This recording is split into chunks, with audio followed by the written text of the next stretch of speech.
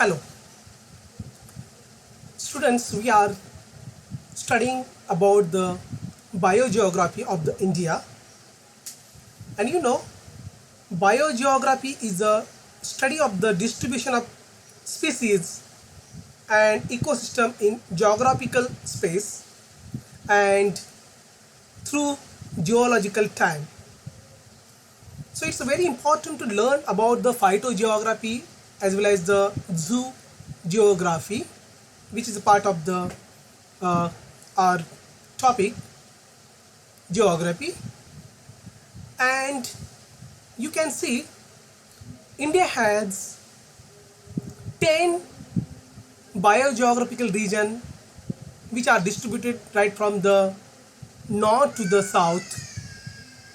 The first one, the trans-Himalayan region of the India, which mostly including the Jammu and Kashmir.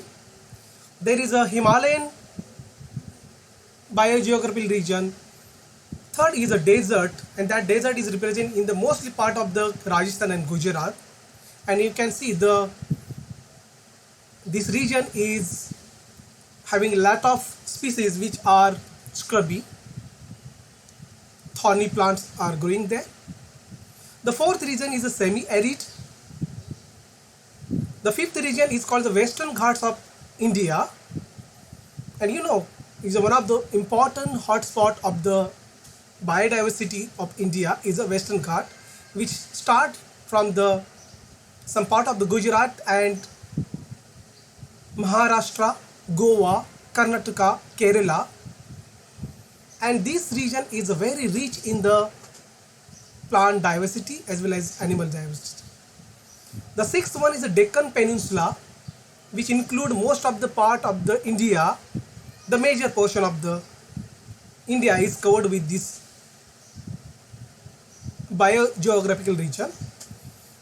Then Gangetic Plain is also important, where the most of the north state like Bihar, Uttaranchal included in that. The coastal region, you can see the west coast and the eastern coast are there.